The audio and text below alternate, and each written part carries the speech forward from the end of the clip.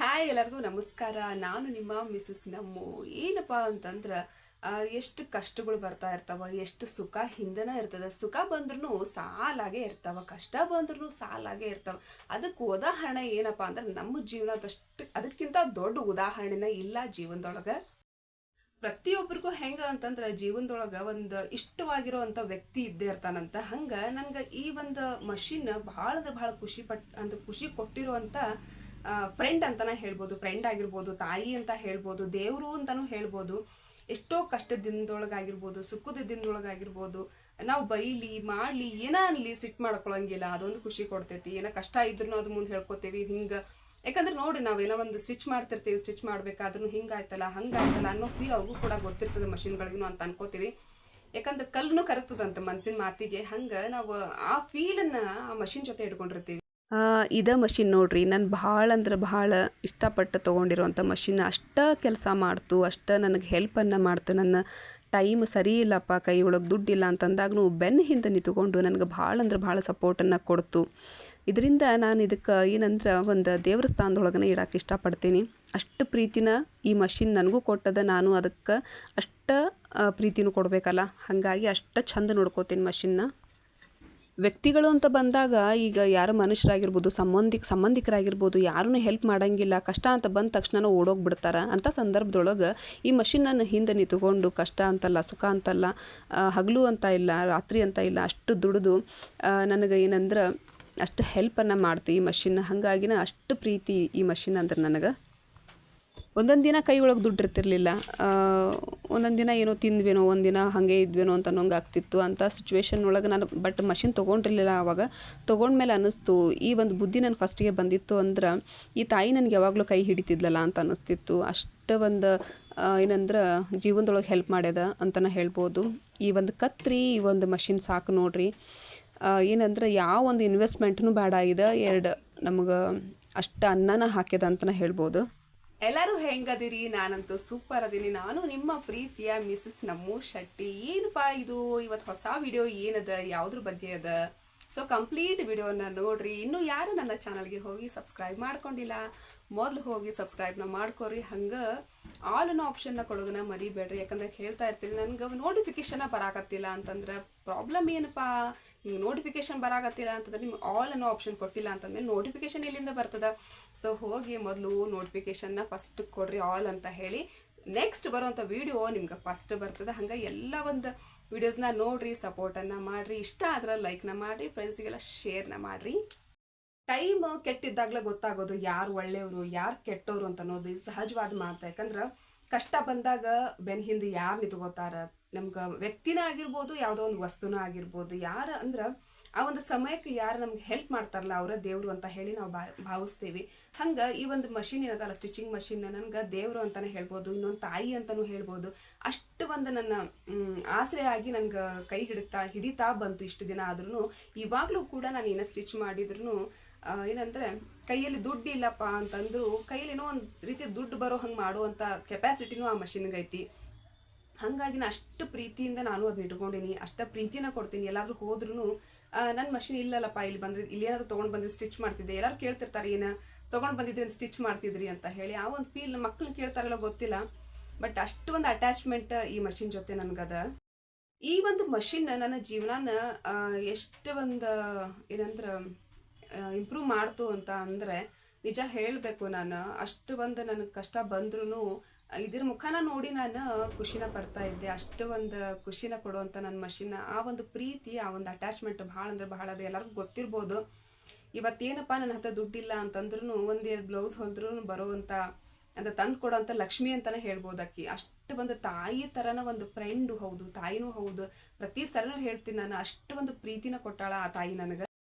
ಸಹಜವಾಗಿ ನಿಮ್ಗೆ ಗೊತ್ತಿರ್ತದೆ ಏನಂತಂದ್ರೆ ಈ ಮಷಿನ್ ಯಾರೆಲ್ಲ ಯೂಸ್ ಮಾಡ್ತಿರ್ತೀರಿ, ಹಂಗ ಕಷ್ಟದ ಕಾಲದೊಳಗೆ ಯಾರೆಲ್ಲ ಹಿಂದೆ ನಿಂತ್ಕೊಂಡು ನಿಮ್ಗೆ ಆಸರೆ ಆಗಿರ್ತಾರಲ್ಲ ಅಂಥವ್ರೆಲ್ಲ ನೆನಪಾಗೋದು ಏನಂದ್ರ ಸುಖ ಬಂದಾಗ್ಲೂ ಕೂಡ ನಾವು ನೆನೆಸ್ಕೊಂತೀವಿ ಎಷ್ಟೋ ಒಂದು ಕಷ್ಟದ ಕಾಲದೊಳಗೆ ಈ ಮಷಿನ್ ನಮ್ಗೆ ಎಷ್ಟು ಹೆಲ್ಪ್ ಮಾಡ್ತಲ್ಲ ಅಂತ ಹೇಳಿ. ನನ್ನ ಒಂದು ಮಷಿನ್ಗೆ ನಾನು ಏನಂದ್ರೆ ಯಾವ ಸ್ಥಾನ ಕೊಡ್ತೀನಪ್ಪ ಅಂತಂದ್ರೆ ಅಂಥ ಒಂದು ದೊಡ್ಡ ಸ್ಥಾನನ ಕೊಡ್ತೀನಿ. ಯಾಕಂದ್ರೆ ಅಷ್ಟು ಒಂದು ಹೆಲ್ಪ್ ಮಾಡೈತಿ. ಅಂದ್ರೆ ಆ ಒಂದು ಮಷಿನ್ ಅಂದ ತಕ್ಷಣ ಒಂದು ಖುಷಿ ನನಗೆ, ಅಷ್ಟು ಒಂದು ಫೀಲಿಂಗ್ನ ಆ ಮಷಿನ್ ಜೊತೆ ಇಟ್ಕೊಡೀನಿ. ಯಾಕಂದ್ರೆ ಅಷ್ಟು ನನಗೆ ಹೆಲ್ಪ್ ಮಾಡೈತಿ. ಆ ಒಂದು ಹೆಲ್ಪನ್ನು ನನಗೆ ಮಾಡಿರುವಂಥ ಸಮಯದೊಳಗೆ ನಾನು ಯಾವತ್ತೂ ಮರೆಯಂಗಿಲ್ಲ. ನಾನು ಅಂತಲ್ಲ, ಪ್ರತಿಯೊಬ್ಬರು ಯಾರೆಲ್ಲ ಸ್ಟಿಚ್ ಮಾಡ್ತಾರ, ಯಾರೆಲ್ಲ ಈ ಮಷಿನನ್ನು ತಮ್ಮ ಒಂದು ಏನಂದ್ರೆ ಪ್ರೀತಿ ಪಾತ್ರನನ್ನಾಗಿ ಒಂದು ಅದಕ್ಕೆ ಹೆಸರು ಕೊಡಕ್ಕೆ ಇಷ್ಟಪಡ್ತಾರಲ್ಲ ಅಂಥವ್ರಿಗಂತೂ ಗೊತ್ತೇ ಇರ್ತದೆ ಈ ಫೀಲಿಂಗ್. ಒಂದು ಕೆಟ್ಟ ಟೈಮ್ ಒಳಗೆ ಹೆಂಗೆ ಅನಿಸ್ಬಿಡ್ತು ಅಂದ್ರೆ ಬೆನ್ನ ಹಿಂದೆ ಯಾರೂ ನಿಂತ್ಕೊಳ್ಳಿಲ್ಲ ಅಂತ ಟೈಮ್ ಒಳಗೆ ಏನು ಮಾಡಬೇಕು ಅಂತ ಹೇಳಿ ದಾರಿನೂ ತೋರಿಸ್ಲಿಲ್ಲ, ದಾರಿ ತೋಚಲಿಲ್ಲ. ನಮ್ಗೆ ತೋರಿಸೋರು ಯಾರು, ನಾವೇ ದಾರಿನ ತೋರಿಸ್ಕೋಬೇಕಾಕೈತಿ. ದಾರಿನೇ ತೋಚಲಿಲ್ಲ ಏನು ಮಾಡಬೇಕು ಮುಂದೆ ಅಂತ ಅನ್ನೋ ಟೈಮ್ ಒಳಗೆ ಕೈಯಲ್ಲಿ ದುಡ್ಡಿಲ್ಲ, ಮುಂದೆ ಹೆಂಗೆ ಲೈಫು. ಯಾಕಂದ್ರೆ ಬೆಳಕು ಹರಿತು ಅಂತಂದ್ರೆ 1 kg ಅಕ್ಕಿ ತೊಗೊಳಕ್ಕೆ ಹೋಗ್ತೀವಿ ಅಂತಂದ್ರೆ 60-70 1 kg ಬರೀ 60 ರೂಪಾಯಿ 70 ರೂಪಾಯಿ 1 kg ಅದ.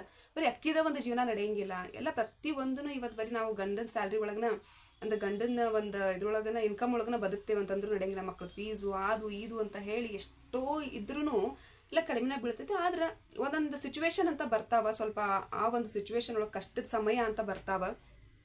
ಅಂಥ ಟೈಮ್ ಒಳಗೆ ಕೈ ಹಿಡ್ದೊಳಗೆ ಈ ಒಂದು ತಾಯಿ ನನಗೆ, ಈ ಒಂದು ತಾಯಿನ ನಾನು ಏನಂದ್ರೆ ಈ ಮಷಿನ್ನ ನಾನು ತಾಯಿ ಅಂತಾನೆ ಹೇಳ್ತೇನೆ. ಒಂದು ರೀತಿ ಇದು ನಮ್ಗೆ ಜೀವನದೊಳಗೆ ಬೆಳಗ್ಗೆ ಎದ್ದ ತಕ್ಷಣ ಯಾರಿಗಾದ್ರೂ ಪೂಜೆ ಮಾಡ್ತೀವೋ ಇಲ್ಲೋ, ದೇವ್ರ ಫೋಟೋಕ್ಕೂ ನಾನು ನಮಸ್ಕಾರ ಮಾಡ್ತೀನೋ ಇಲ್ಲೋ ಗೊತ್ತಿಲ್ಲ.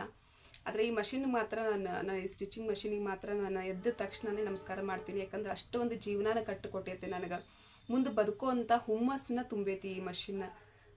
ಇದ್ರ ಬಗ್ಗೆ ಏನು ಹೇಳಬೇಕು ನನಗಂತೂ ಗೊತ್ತಿಲ್ಲ, ಅಷ್ಟು ಒಂದು ಪ್ರೀತಿನ ಕೊಟ್ಟೈತಿ. ಹಂಗೆ ಪ್ರೀತಿನೂ ಅಂತ ಇಷ್ಟು ಕೊಟ್ಟದಲ್ಲ, ಅಷ್ಟು ಒಂದು ಪ್ರೀತಿ. ಯಾಕಂದ್ರೆ ಸುಮ್ಮನೆ ಇರ್ತೈತಿ, ನಾವು ಏನಾದರೂ ಮಾಡಲಿ, ಏನಾದರೂ ಬೈಲಿ, ಸ್ಟಿಚ್ ಸರಿ ಬೀಳಲಿಲ್ಲ, ಅದು ಹಂಗಾಗಲಿಲ್ಲ, ಇವತ್ತು ಹೊಲ್ದಿಲ್ಲ, ಏನೋ ಬಹಳ ಹೆವಿ ಸ್ಟಿಚ್ ಆದಮೇಲೆ ಅದಕ್ಕೂ ತಡ್ಕೊಳಕ್ಕಾಗಲ್ಲ, ಅದು ಸ್ವಲ್ಪ ಸ್ಟಿಚ್ ಏನೋ ಆ ಕಡೆ ಈ ಕಡೆ ಬೀಳ್ತಿರ್ತವೆ, ಬೈತಿರ್ತೇವೆ. ಆದರೂ ಎಲ್ಲದಕ್ಕೂ ಒಂದೇನಂದ್ರೆ ಒಂದು ಮೌನ ಸುಮ್ಮನೆ ಇದ್ಬಿಡ್ತದೆ. ಇದಕ್ಕೆ ಏನಂತ ಹೇಳ್ತೀರಿ? ಹಂಗಾಗಿನೇ ನಾನು ಏನಂತ ಹೇಳ್ತೀನಿ ಅಂದ್ರೆ, ನನ್ನ ಒಂದು ಬೆಸ್ಟ್ ಫ್ರೆಂಡ್, ಬೆಸ್ಟ್ ಏನಂದ್ರೆ ಹಿಂದೆ ನಿಂತುಕೊಂಡಿರುವಂಥ ಪರ್ಸನ್, ಆಮೇಲೆ ಒಂದು ಗಾಡ್ ಅಂತ ಹೇಳೋದಕ್ಕೆ ಇಷ್ಟಪಡ್ತೀನಿ. ಅದಕ್ಕೆ ಹೇಳೋದು ಏನಂದ್ರೆ, ದೇವ್ರು ಯಾವುದೋ ಒಂದು ರೂಪದೊಳಗೆ ಬಂದು ನಿಂತ್ಕೊಂಡು ನಮ್ಗೆ ಹಿಂದೆ ನೋಡ್ತಾ ಇರ್ತಾನಂತ, ಅಂದ್ರೆ ಹಿಂದೆ ಬೆಂಬಲವಾಗಿ ಇರ್ತಾನಂತ. ಆ ಒಂದು ದೇವರಿಗೆ ನಾನು ಈ ಒಂದು ನನ್ನ ಮಷಿನನ್ನು ನಾನು ಹೋಲಿಸೋದಕ್ಕೆ ಇಷ್ಟಪಡ್ತೀನಿ. ಇದ್ರ ಬಗ್ಗೆ ಇನ್ನೂ ಏನು ಹೇಳೋದಪ್ಪ, ಕೈಯಲ್ಲಿ ದುಡ್ಡಿಲ್ಲ, ಏನಾದರೂ ಬಿಸ್ನೆಸ್ನ ಮಾಡಬೇಕು, ಆದರೆ ಇನ್ವೆಸ್ಟ್ಮೆಂಟ್ ಹಾಕಕ್ಕೆ ರೊಕ್ಕ ಇಲ್ಲ ಅಂತ ಅನ್ನೋ ಪರಿಸ್ಥಿತಿ ಒಳಗೆ ನಮ್ಮದು ಸಿಚುವೇಶನ್ ಇತ್ತು. ಅವಾಗ ಏನು ಮಾಡಿದ್ವಿ, ಏನು ಯೋಚನೆನೂ ಬರಲಿಲ್ಲ ನನಗೆ, ಏನು ಮಾಡಬೇಕು. ಯಾಕಂದರೆ ಇನ್ವೆಸ್ಟ್ಮೆಂಟ್ ಹಾಕಬೇಕು ಸಿಕ್ಕಾಪಟ್ಟೆ.